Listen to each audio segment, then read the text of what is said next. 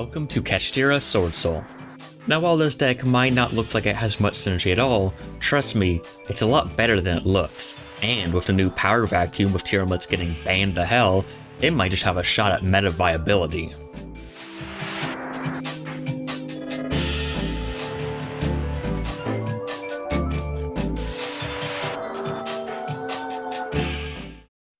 So why would you combine both these decks? What's the advantage? Well, both of these decks have pretty glaring weaknesses, and especially against certain blowouts, namely Kashtira. Cards like Lava Golem or Book of Eclipse just end the duel on the spot, but Swordsoul allows them to negate it with Barone and similar things. And so it just kind of makes both parts of the engine more resilient. But you have to be very careful of how you sequence the cards, because Xyz locks, like the one at Papias, can be very problematic if you try and do Swordsoul stuff afterwards. It just won't work. And you will often sometimes draw into one part of an engine, but it's not enough. Say you'll open a Rise Heart and no other Kashtira cards and it just doesn't do anything, or you'll, only open one Moye.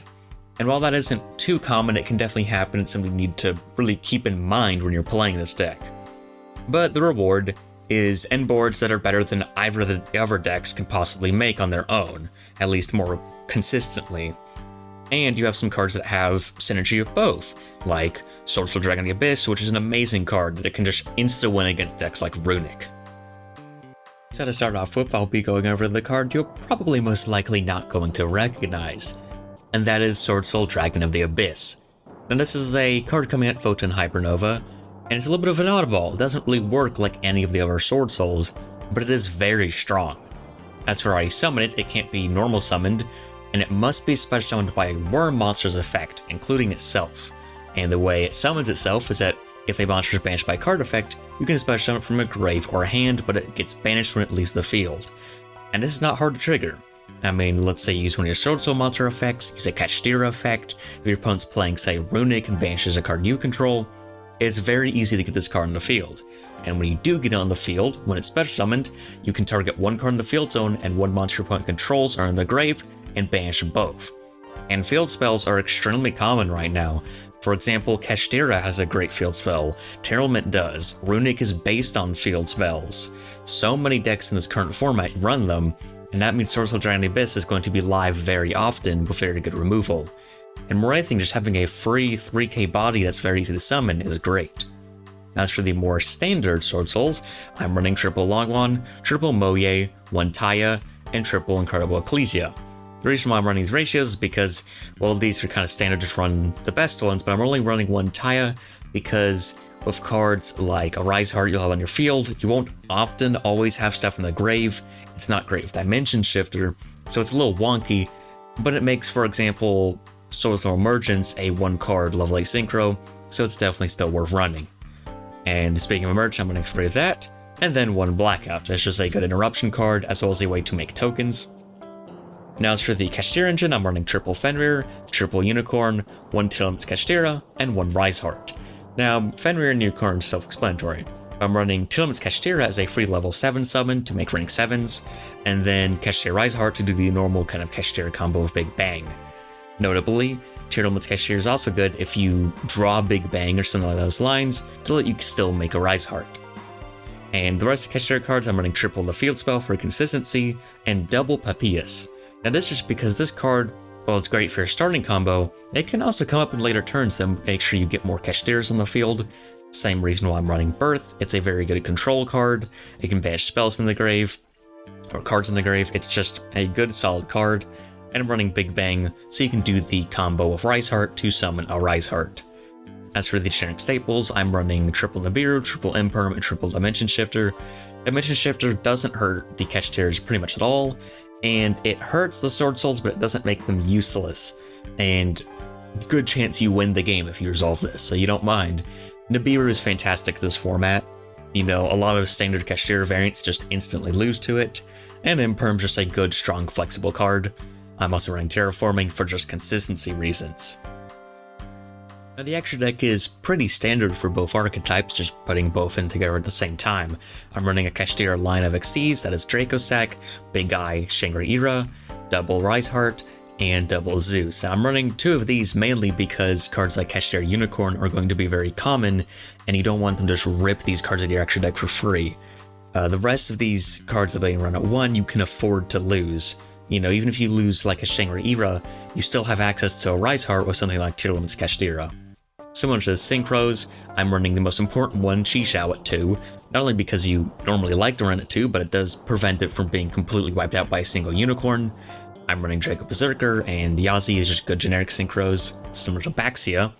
Then I'm running Xixing Longwan, Baron the Fleur, and Changying as the level 10 Synchros.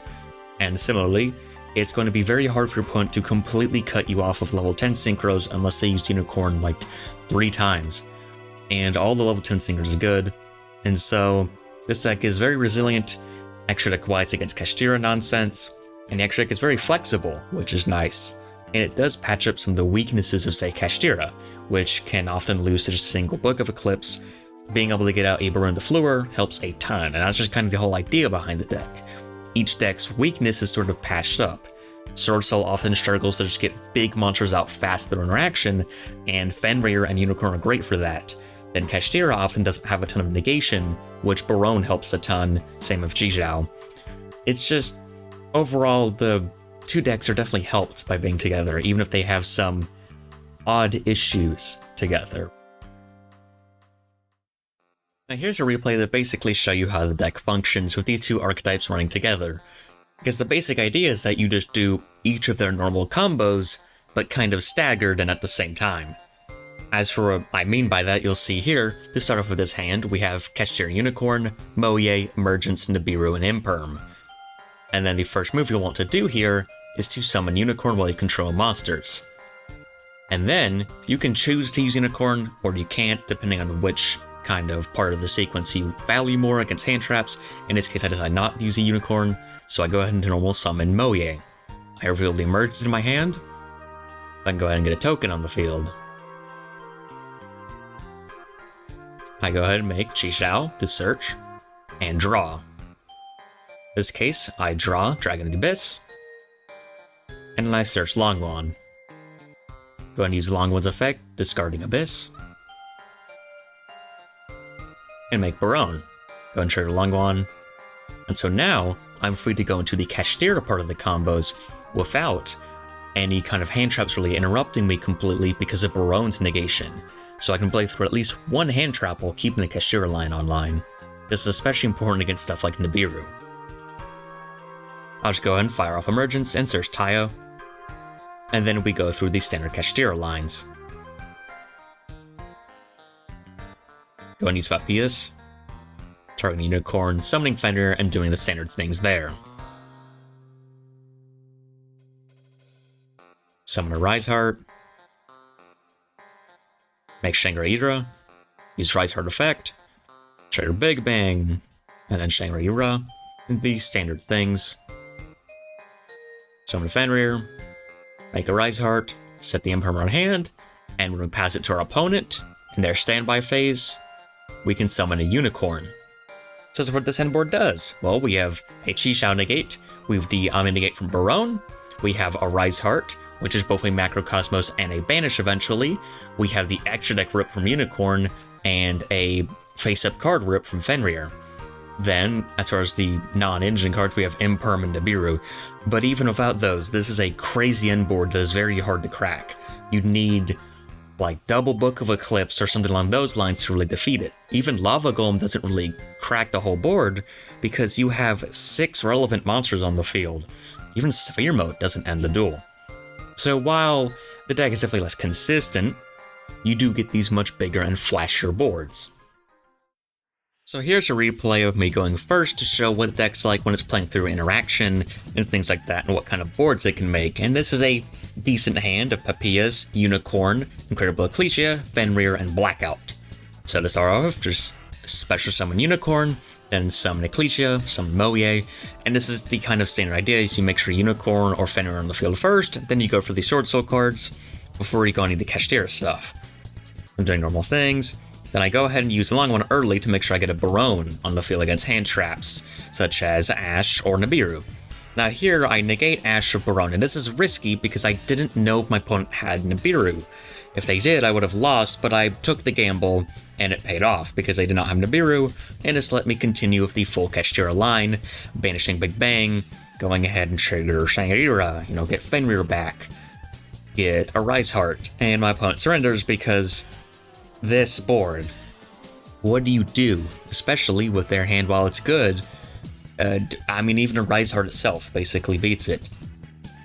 So the deck can beat other decks that are graveyard reliant when it goes first of a good hand. That's not that surprising. So what is it like when it goes second against a solid end board? Well, I'm going second against Branded, and this is a hand of Incredible Ecclesia, Unicorn, Taya, Fenrir, and Imperm. Not bad, but not perfect either. There's some weird conflicts.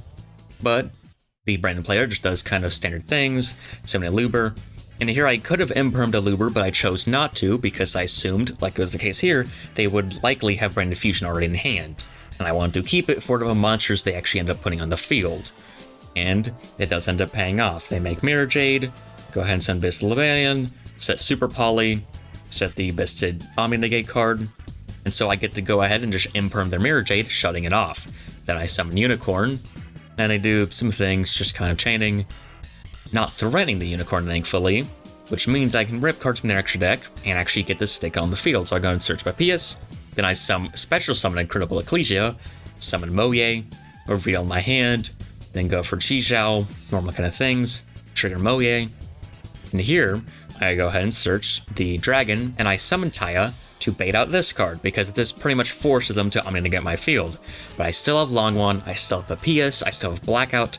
They go for Super Poly, but they don't have any relevant targets, and that's the end of the duel. And so that's the deck playing through a pretty decent board, but still winning, because when you have both engines flying on all cylinders, you can play through like 3 or 4 interactions if you get a good hand with something like Imperm. So in conclusion, while there's not a ton to say about this deck because it's basically just mashing two together, it has a lot of potential. Its best boards are incredibly strong, and it's not too inconsistent in making them. You have plenty of searching cards like the Paraisos and Emergence to make sure both engines are online as much as possible. It has a ton of game going second. Fenrir is self-explanatory, and Colorable Ecclesia is great. It has access to Dimension Shifter, and enough room for cards like Nibiru and Imperm, so it has no issue breaking boards. Even Swordsoul Dragon of the Abyss can become a hand trap if your opponent's playing something like Runic or Kashtira.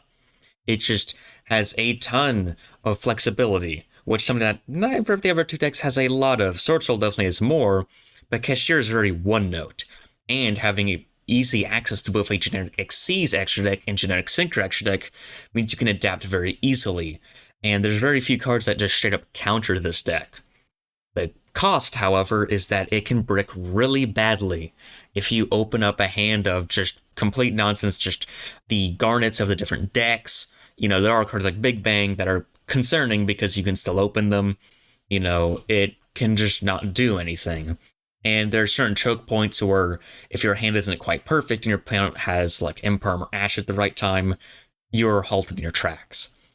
But in conclusion, I would say this deck is very much worth looking into. It's very strong, beats a ton of the meta, while also not losing to quite as many of the blowouts and tech cards being ran. It's something to keep an eye on for this very vast and unknown format that we have ahead of us. Thank you for making it this far into the video. If you liked it and want to see more in the future, please feel free to subscribe or leave any feedback you have in the comment section below.